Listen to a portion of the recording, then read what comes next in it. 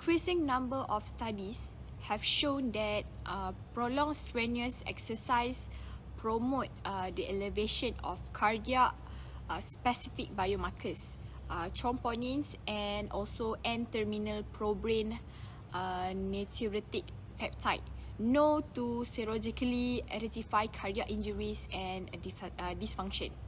So there is 3 research studies have shown an association in between an increase in cardiac biomarkers and echocardiographic evidence of a reduction in cardiac function after the end of an ultra endurance marathons or triathlon. So based on the studies, it's examined the influence of exercise duration and also the intensity on the appearance of cardiac biomarkers. So there is 21 subjects ran for 45, 90 and also 180 minutes at 85% and 95% of their individual anaerobic threshold of 6 different days randomized. So based on this test, it measured the level of cardiac biomarkers in blood. These markers include enzyme, hormone, and also protein.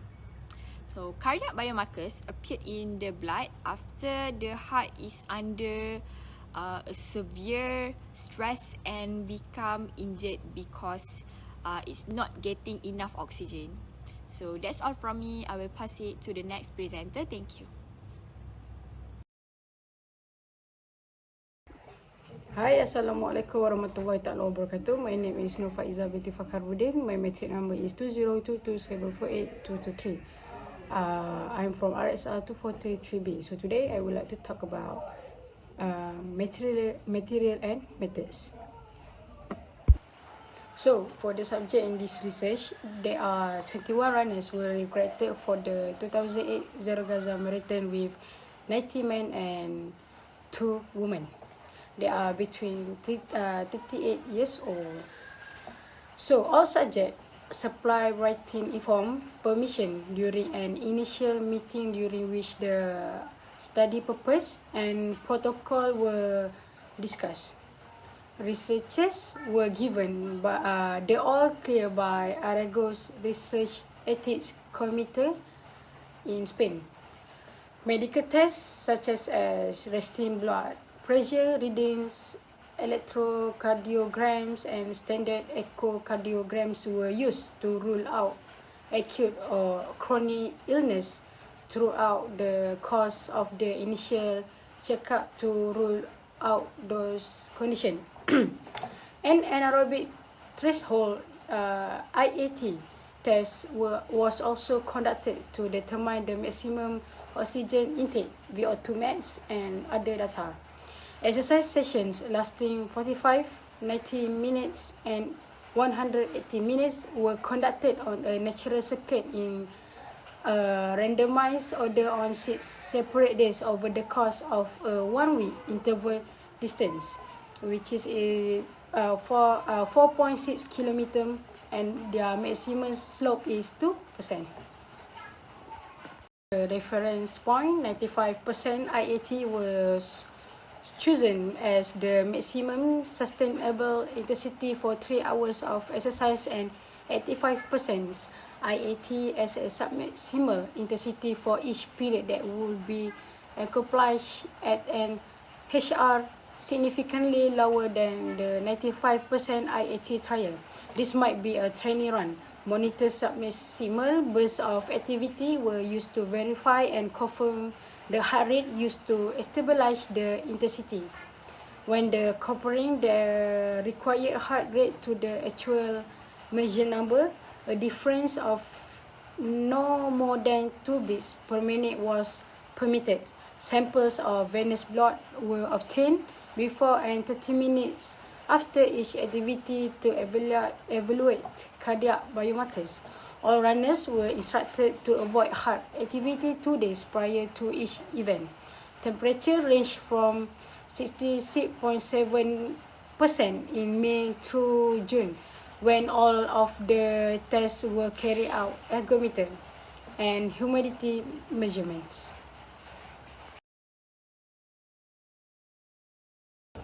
Okay, so there are three types methods to do in this research, which is exercise ergometric, specific cardiac biomarkers, and statistical analysis. Okay, so the first one is exercise ergometry. Using the method of statement ETAI 1981, incremental multi-stage treadmill ergometry from Laufer Gottes Jäger from Germany was used to find the IAT. The speed of the treadmill was set to 8 km per hour and increased by 2 km per hour every 3 minutes until the subject was unable to run any faster. To find out how much lactate was in the blood, capillary blood samples were taken from the hyperemesis earlobe at the end of each stage, and 1, 3, 5, 7, 10, and 20 minutes after the exercise stopped. A 12-lead ECG, blood pressure, and VO2 were also recorded. Okay, next is specific cardiac biomarkers. So, blood sample were taken from an arteriovenous vein before and after or long-term exercise experiments. The plasma was promptly centrifuged and kept at a temperature of 18 Celsius after the samples were collected. Chemiluminescence was used on an automated analyzer to measure NT-proBNP.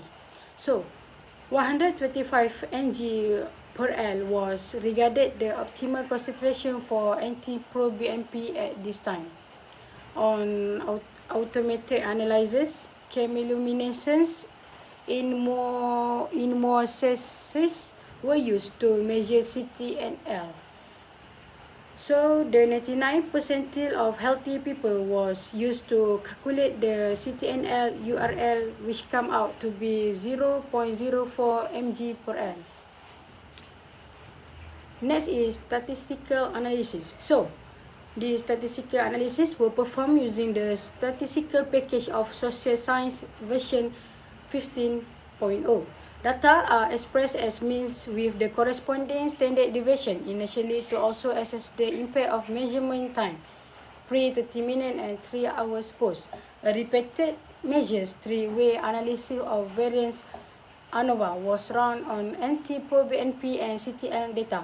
Consequently, two-way ANOVA's duration and intensity were performed on peak post-exercise consideration of NT-proBNP and CTNL data as well as exercise heart rate and distance covered. Post-hoc Tukey tests were used where appropriate in order to observe the presence of significant difference among the exercise trials in the percentage of subjects with post-exercise cardiac biomarkers values that exceeded the URL. A comparison of the proportion was performed using a chi-squared analysis. A multivariate linear regression was used to assess the relationship between the absolute and the relative exercise-related increase in cardiac biomarkers as dependent variable and baseline biomarker data, age, VO2 max, and velocity at IAT as the independent predictors. So that's all from me. Thank you. So my name is Noeliana binti Esmizul, and my part is result of this topic. So IAT test data or HR and the distance cover, the IAT was found to be 12.71.8 km per hour with a heart rate of 455 8 beats per minute and the VO2 max of 77 10%. At 95% and 85% of the IAT, the HR was found to be 147 7 beats per minute. All of the runners were able to finish all of the tests at the prescribed levels of difficulty. There was no significant effect of duration or an interaction of duration and intensity on HR during exercise. As expected, the amount of exercise made a big difference in HR. Also, there was a significant effect of duration. which is P equal to 0.00, intensity P 0.00, and the interaction also P equal to 0.000 on the distance covered during each exercise trial. So that's all for me. Thank you. Assalamualaikum. My name Farah Atira Binti Mat Zaidi. I'm from class R2433B. So for my part is about discussion. The key finding was that exercise duration has a mediating effects on peak post exercise concentration of NT-proBNP and CTNLs. Indirect supports come from ultra endurance study where concentration after 180 minutes of running at 95% IAT was smaller than after a 230 km cycle race. The fact that the CTNL values were increased in the longest as well as in the more intense bounds of exercise again likely reflects an impact of exercise volume and cardiac works. It is pertinent to note that only a relatively small percentage of runners demonstrated either NT-proBNP or CTNL increase beyond their respective URL. So low biomarkers concentration and limited data exceeding URL may related to the frequency of blood sampling during and post exercise. So future workshop attempt to replicate this finding and determine whether this response is mediated by subject and exercise related factor. Our based on my results, the results suggest that the increase in cardiac biomarkers is probably inherent to physical activity, but that their magnitude is low or insignificant if the exercise intensity and duration are moderate. So an exercise inducted increase in NT-proBNP influence more by exercise duration than intensity, while change in CTNL are mediated by both. The influence of gender on exercise-related change in cardiac-specific biomarkers is an interesting point that is not clear at present. So that's all from me. Thank you. Hi, Assalamualaikum. I am Nurul Shazaliana binti Abdul Aziz from class RSR 2433B. So today I will tell you about the conclusions of the impact of exercise duration and intensity on the release of cardiac biomarkers. So in this study, we highlighted that exercise duration and intensity are factors associated with the release of cardiac biomarkers. These results are important to inform and educate those who may measure CTN, which is mean cardiac troponin, in subjects who have performed recent bouts of physical exertion. Which means these findings are crucial for informing and educating individuals who could assess CTN in subjects who have just engaged in intense physical activity.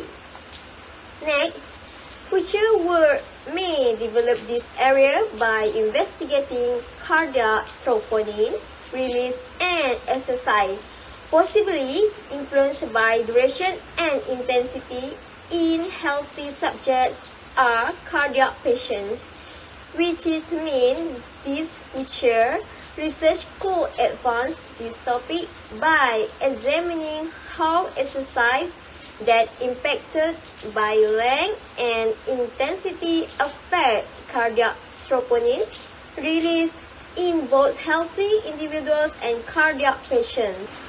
Finally, this investigation prompts further research into the factors associated with the inter-subject variability in the baseline and exercise-related values of N-terminal prohormone of brain natriuretic peptide, which is called NP, proBNP, and CTNL, which means protein produced specifically by heart muscle cells, and injury to heart muscle tissue results in the release of CTNL into the blood. That's all from me. Thank you.